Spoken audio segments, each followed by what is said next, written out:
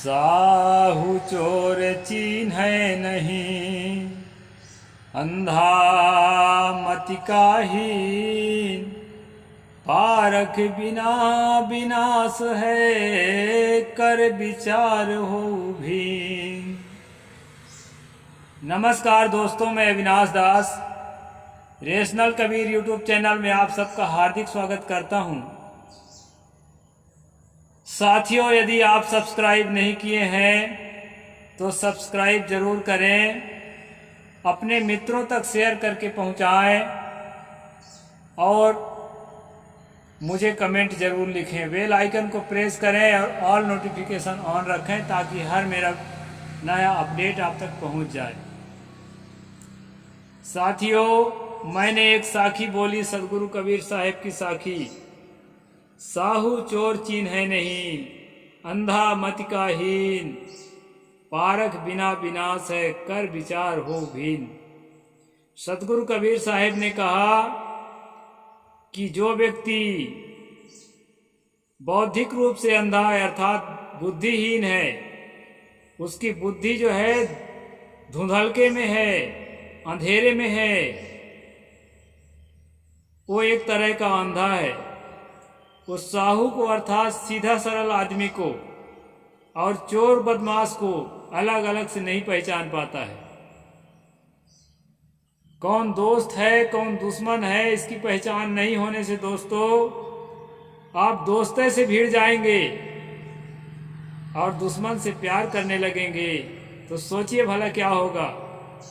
दुश्मन तो आपका काम तमाम कर देगा, उसको तो मौका मिल जाएगा, और दोस्त जो आपको साथ दे सकता था वो आपका जो है दुश्मन बन जाएगा। इसलिए तर्कशीलता को सदगुरु कबीर साहिब ने महत्व दिया है। कहा है साहू चोर चिन्है नहीं, भला और बुरा को नहीं पहचान पाते, बदमाश और सज्जन को नहीं पहचान पाते, तो कैसे काम बनेगा। अंधा मति काहीन, पारख बिना विनाश है, कर विचार हो भीन। पारक दृष्टि के बिना, पारक दृष्टि कहते हैं तर्कशीलता को, रैशनैलिटी को, जैसा कि ये चैनल ही रेशनल कबीर चैनल नाम है। जो तर्क करके, बुद्धि का प्रयोग करके, युक्ति और प्रमाणों का प्रयोग करके सत्य तक पहुंचने का प्रयास करता है दोस्तों, उसी को रैशनैलिटी कहते हैं और उसी को जो है पारक दृष्टि भी कहते हैं। सदगुरु कहते हैं इस पारक दृष्टि के, इस तर्कशीलता के बिना आदमी का विनाश होता है, परिवार का विनाश होता है, समाज का विनाश होता है और राष्ट्र का विनाश होता है, पूरी दुनिया का विनाश होता है। जो अच्छाई और बुराई को नहीं पहचान पाएगा वो जितना पावरफुल होगा, जितना ताकतवर होगा, वो समाज के लिए घातक होगा और अपने जीवन के शांति के लिए तो पहले ही घातक हो जाता है।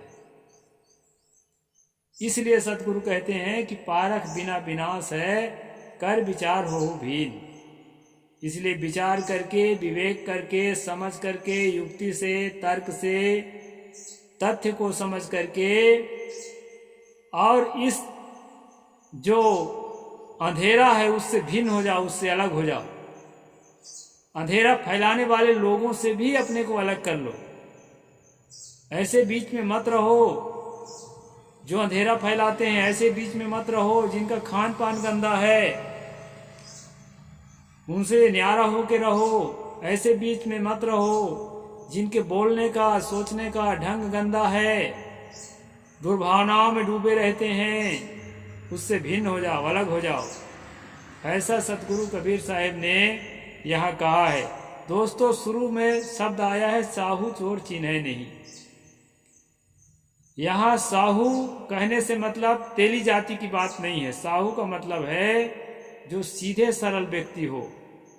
वैसे तेली जाति में सीधे सरल व्यक्ति, सज्जन व्यक्ति, ईमानदार व्यक्ति बहुत ज्यादा मात्रा में होते रहे हैं, आज भी हैं। इसीलिए अधिक से अधिक तेली कबीर पंथ को अपनाए और साथ साथ कबीर साहब के बचपन से चंदन साहू का इतिहास भी जुड़ा है कि नीरू नीमा के प्राप्त करने के पहले उदाबाई साहू और चंदन साहू उस बच्चे को अपना चुके थे और जो है आज भी मैं देखता हूँ कि साहुओं में जाति पाति के चक्कर बहुत है, जबकि धर्मशास्त्र में तेली को सबसे नीच कैटेगरी में रखा है। लेकिन ये अपने आप को इतना, हमारे लोग जो है कई लोगों से, कई जातियों से इतने बड़ी समझ रखे हैं कि जो है दूसरे को नफरत के भाव से देखते हैं। सभी ऐसा नहीं है, लेकिन अभी हैं बहुत लोग। तो इसी तरह दोस्तों, जब तेलियों ने उनको परेशान किया, कहानी के अनुसार, भाई कहाँ तक सच है उस जमाने के तो हम नहीं हैं, तो जहाँ के तहाँ फिर उस बच्चे को छोड़ दिया। तब जा कर के जो है नीरू नीमा उसको दोबारा अपने घर ले जाते हैं। इस तरह एक कहानी जुड़ी है कबीर साहब से, साहू वंश का। तो उनसे निकट संबंध होने का जो एक कहानी है, उसके कारण भी तेली समुदाय में कबीर पंथ का प्रचार ज़्यादा है। और दूसरा ये कारण है कि जुड़ावन साहू जो था, जिसका नाम धर्मदास पड़ा, कुछ लोग कहते हैं कि वो पनिका समुदाय का था, इसलिए उसके नाम में शुरू से आखिरी तक यानी कि जुड़ावन दास नाम था। इसके बाद फिर जो है धर्मदास नाम था। तो पनिका समुदाय जो मानिकपुरी समुदाय है उसमें भी था। लेकिन वो लोग न तो अपने आप को पनिका समुदाय के समझते हैं, न तो अपने आप को तेली समुदाय के समझते हैं। उनके जो वंश हैं अभी, वो कसमदन बनिया ऐसा मानते हैं। तो इससे मेरा मतलब नहीं है, एक जानकारी के तौर पर मैं बता दिया। उसका भी एक अच्छा प्रभाव पड़ा साहू समाज पर, जिसके कारण जो है बहुत से साहू कबीरपंथी हुए। और दोस्तों, कबीर पंथ में आने से क्या होता है? कबीर पंथ में एक पारक शाखा है, और उसी शाखा में मैं भी बिलोंग करता हूँ। इसमें क्या करते हैं दोस्तों? मुंडन करते हैं। जब सन्यासी बनाते हैं, उसको अपना शिष्य बनाते हैं, गुरु के द्वारा शिष्य बनाया जाता है, तो उसको मुड़िया सन्यासी बनाते हैं। मैं भी मुड़िये में से हूँ। अब यह है कि हम लोग अलग से सेविंग नहीं कराते हैं तो एक साथ, और नहीं कराते हैं तो ऐसे रहने देते हैं, बहुत ज़्यादा नहीं बढ़ाते। आप सदगुरु कबीर साहब का मोर पंख वाला जो तस्वीर देखे होंगे, जो कहा जाता है आज ब्रिटिश म्यूजियम में लंदन में रखा हुआ है, उसके जो फोटो कापी भारत में है उसको आप देखे होंगे, तो उसमें छोटे छोटे बाल दाढ़ी हैं। उसको ऐतिहासिक फोटो माना जाता है। तो सदगुरु कबीर साहब बहुत बड़े बड़े बाल दाढ़ी वाले नहीं थे। अब सौंदर्य के हिसाब से, श्रद्धा के हिसाब से वैसा भी फोटो है, वो भी ठीक है, श्रद्धा तो है ही है। तो दोस्तों, ये मुड़िया समुदाय रहा है, सन्यासी समुदाय, मुड़िया समुदाय। मुंडन होके दीक्षा देने की परंपरा पारक सिद्धांत में आज भी है। और इसके बाद भी जो है मुंडन करके ही रहते हैं, मुड़िया ही रहते हैं, टकला रहते हैं, ये नियम है।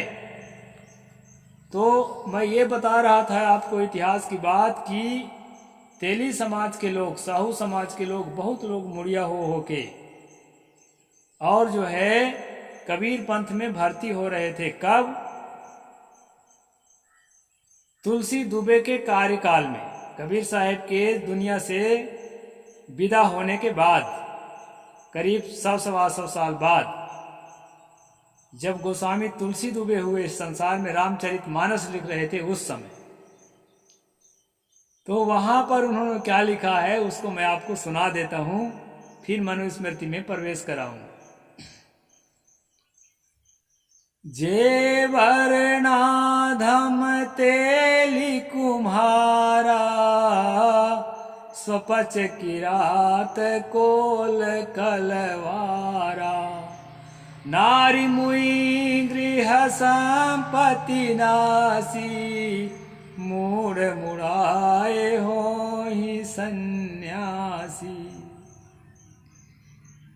यहाँ पर तुलसी दुबे कहते हैं अपने रामचरितमानस के उत्तरकांड में कि ये तेलियों के, कुम्हारों के, कलारों के, किरातों के, किरात का मतलब लोनिया चौहान, जैसे अभी एमपी के सीएम हैं शिवराज सिंह चौहान, लोनिया, नमक बेचने वाली जाति। तो इसमें क्या कहा है दोस्तों? तेली कुम्हार, स्वपच, स्वपच माने सफाई कर्मी इनकी भाषा में, और जो है कलार, सिन्हा, जायसवाल इत्यादि लिखते हैं ना, डरसेना और भी कई गोत्र है, इनको ठेठ भाषा में कलार कहते हैं और साहुओं को ठेठ भाषा में तेली कहते हैं। तो ठेठ भाषा में तुलसी गोसाई लिखा है, जे वर्णाधम तेली कुम्हारा स्वपच किरात कोल कलवारा। जो संसार में सबसे अधम जातियां हैं वो कौन सी जातियां हैं? पहला नंबर है तेली, दूसरा नंबर है कुम्हार, तीसरा नंबर है सपच यानी वाल्मीकि जाति सफाई कर्मी, चौथा नंबर है किरात यानी किरार जाति लोनिया चौहान, पांचवा नंबर है कोल, कोल एसटी में आता है, मध्य प्रदेश में है, इधर छत्तीसगढ़ में मुझे दिखाई नहीं पड़ते, मेरे जन्मभूमि तरफ कोल जाती है। और छठवां नंबर के जाति बताया है कलार, सिन्हा, जायसवाल, डरसेना इत्यादि जो लिखते हैं। ये 6 जातियों को तुलसी गोसाई ने अपने रामचरितमानस में संसार से सबसे घिनौनी और सबसे अधम जाति लिखा है। और यही 6 जाति के लोग बड़े खेद के साथ मुझे कहना पड़ता है कि ढोलक बजा बजा के, मंजीरा बजा बजा के, हारमोनिया बजा बजा के अब खूब जोर शोर से पब्लिक इकट्ठा करके और गा गा के सुनाते हैं। क्या गाते हैं? जे वर्णाधम तेली कुम्हारा स्वपच किरात कोल कलवारा, नारी मुहि गृह संपत्ति नासी, मूड मुराए हो ही सन्यासी। जरा सोचो दोस्तों, स्वयं को गाली देने का कितना शौक है। संसार में किसी को कहो कि अपने सिर पर पत्थर मार लो तो नहीं मारेगा, लेकिन समझ के अभाव में, विवेक के अभाव में, तर्कशीलता के अभाव में, जागृति के अभाव में लोग अपने पूरे खानदान को गाना गा गा के गाली देते हैं। ये है दोस्तों। तो आगे हम चलते हैं। आज हमारा नंबर है मनुस्मृति का। मनुस्मृति का स्ट्रीम है। इन चौपाइयों को और कबीर साहब की उस साखी को मैं इसलिए रखा दोस्तों, क्योंकि आज का प्रसंग उसी पर आश्रित है। कल हमने पढ़ा था कि जो पतित जाति है, चंडाल जाति है, पुलकस अर्थात निषाद जाति है, और जो मूर्ख है और जो धन के गर्भ में फंसा है घमंड में, और जो अछूतों के साथ उठता बैठता है, ऐसे लोगों के पास मत बैठो। अपने ब्राह्मणों को, अपने सवर्णों को मनु जी समझा रहे थे श्लोक नंबर 79 में। और श्लोक नंबर 80 में ये बताया था कि शूद्र को पढ़ने लिखने के अवसर मत दो, नहीं तो पढ़ लिखने के बाद जो है वो क्या होगा, अधम जाति में विद्या पाए हो यथा यही दूध पियाए। जैसे सांप को विषैला हो जाता है विद्या को पा करके, उसी प्रकार के अधम जातियाँ, जो मैं भी जातियाँ गिनाया 6 जाति, और 6 जाति तो चौपाई में आया तो लिखा है, 6 से अधिक है, मतलब जितने ओबीसी जाति हैं सब उसमें आ जाते हैं। तो उनको अगर ज्ञान दोगे तो सांप के समान विषैला हो जाएंगे। ऐसा करके जो है उनको ज्ञान मत दिया जाए और प्रसाद न दिया जाए। जिसके लाइन में प्रसाद के लिए जो है लोग लाइन में खड़े होते हैं, इसमें प्रसाद जो है हवि का शेषांक देना जो है मनु ने मना किया है। और व्रत और उपवास का जो है अनुष्ठान का भेद उनको न बताएं, अनुष्ठान में शामिल भी न करें। ये श्लोक नंबर 80 में मैंने आपको कल बताया था। अब दोस्तों, ऐसा करने से क्या होगा? अगर कोई ब्राह्मण इनको शामिल करता है या प्रसाद देता है या धर्म की युक्ति बताता है तो उसका क्या परिणाम आएगा? उसका परिणाम 81 नंबर में हमने पढ़ा था कि असमृत नाम के एक अंधकार नरक में वो डूब जाएगा। वो ब्राह्मण भी डूब जाएगा जो इनके साथ जो है मिलजुल कर इनको ज्ञान बताएगा, पढ़ाएगा, लिखाएगा और धर्म का उपदेश करेगा। इस तरह से हम 81 नंबर तक पहुँचे थे दोस्तों। इसके बाद जो है मैं आगे अब बढ़ता हूँ। ना सहंताभ्याम पाणिभ्याम कंडूदे आत्मनः शिरः ना स्प्रेच्चा दुष्टिष्ठो चा स्नाय विद्युद्दुना तताह। 82 नंबर। एक साथ दोनों हाथ से अपने सिर को न खुजलाएं, जूठे मुंह माथ न छुएं, पहले सिर धोए बिना स्नान न करें, सिर को अच्छे से धो के स्नान करें। ये जो है ब्राह्मणों के जीवन जीने का ढंग बता रहे हैं। केश ग्रहण प्रहारांच शिरस्योत्रा विवर्जितेत शिरस स्नातुश्च तैलेयम नांगम किंचिदपि स्पृशेत। चोटी पकड़कर किसी के सिर में ना मारे, सिर से नहाया हुआ नहाने के बाद तेल न लगाए, तेल में किसी अंग का स्पर्श न करें। नहाने के पहले भले तेल लगा लें, कई ब्राह्मण को देखेंगे कि नहाने के पहले ही तेल लगाते हैं, बाद में नहीं लगाते। तो इसमें क्या कहा है कि चोटी पकड़ कर, मनी मारने की कला भी मनु बता रहा है कि कैसे मारना है शूद्रों को। कहे चोटी पकड़ करके, उसके झोंठा पकड़ करके कभी मत मारो कहते हैं, ऐसे सादा मारो। अब कहते हैं कि उनका दान ना ले, उनका दान भी मत ले। अरे नहीं, दूसरा तेल से किसी अंग को स्पर्श ना करे, इस प्रकार से बताया है दोस्तों। अब आगे हम चलते हैं, आगे और क्या बता रहा है। न राज्ञ प्रतिगृह्याद राजन्य प्रसीतुत सोना चक्र ध्वजताम वैने वैसे नेव चा जीवताम। जिस राजा का जन्म क्षत्रिय से ना हुआ हो, जिसको ये क्षत्रिय मानते हैं, वैसे तो कई लोग कहते हैं ना कि राजवंश होना क्षत्रिय होने का पहचान है, लेकिन ये मूर्खतापूर्ण परिभाषा है दोस्तों। राजवंश सभी वंश हैं, पहले कबीले होते थे और कबीले के मुखिया को राजा कहा जाता था। दुनिया में ऐसा कोई वर्ग नहीं है, ऐसा कोई जाति नहीं है, ऐसा कोई समुदाय नहीं है जिसमें राजा ना होता हो, और ऐसा भी कोई समुदाय नहीं है जिस समुदाय का हर आदमी राजा होता हो। सब जाति में राजा प्रजा होते आए हैं, लेकिन उस काल में, मनु के काल में, जिन लोगों को, जिन समुदाय के लोगों को राजा के लिए नियुक्त किया गया था, उसको यहाँ पर क्षत्रिय कहा जाता है। क्षत्रिय माने कोई बहुत बड़ी चीज नहीं होती है। तो यहाँ पर मनु कहते हैं कि जिस राजा का जन्म क्षत्रिय से ना हो, राजा तो है, वो राज कर ही रहा है, लेकिन वो क्षत्रिय से अगर नहीं जन्मा है तो उसका दान ना ले, उसका दान ब्राह्मण को नहीं लेना चाहिए।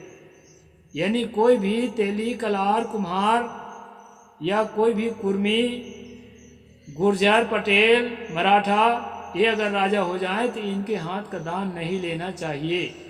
ये जो है यहाँ मनु का संदेश है। पशु मारकर बेचने वाला कसाई, तेली, कलार और बेसोपजीवी कुटना कुटनिया से भी दान ना ले। इतने लोगों से दान नहीं लेना है, क्योंकि इनका दान जो है अपवित्र होता है मनु के अनुसार। और आज दुर्भाग्य मैं देखता हूं कि सबसे ज्यादा दान लेने वाले ब्राह्मणों का जो झुंड है, तेली, कलारों, कुर्मियों के घर में घुसा पड़ा है, और दे भी रहे हैं और ले भी रहे हैं। और इनको नरक में जाने की बात यहाँ लिखी है कि अगर इन जातियों के हाथ का दान लेके खाओगे ना तो ब्राह्मण भी नरक में जाएगा। ये जातियां तो नरक में जाएंगी ही, लेकिन ब्राह्मण भी जाएगा। फिर भी जो है सबसे ज्यादा दान देने वाले तेली हैं और कलार हैं। और ये कुटना कुटनिया कौन सा जाति है हम अभी नहीं जानते, आगे पता चल जाएगा। तो इन जातियों के हाथ का दान बिल्कुल नहीं लेना चाहिए, चाहे वो भले राजा होए। अगर क्षत्रिय घर का नहीं है, जन्मा हुआ, तो दान मत लो। ये 84 नंबर श्लोक में साफ साफ बताया है दोस्तों। और मांस बेचने वाले कसाई के हाथ से भी दान मत लो। फिर आगे चलते हैं। 10 सूना समम चक्रम 10 चक्र समो ध्वज 10 ध्वज समो वेशो 10 वेश समो नृपः। यहाँ पर जो है पहले बताया कि जो राजा क्षत्रिय के घर में जन्म नहीं लिया है उसके हाथ से दान मत लो। और ये दूसरे नंबर में क्या बता रहा है दोस्तों, उसे ध्यान से सुनो। 10 बधिक, बधिक के मतलब हत्यारा होता है। 10 हत्यारा के समान एक तेली होता है। हत्या नहीं किया है वो, तेली घर में जन्म लेते ही 10 हत्यारा के बराबर अपराधी एक तेली होता है।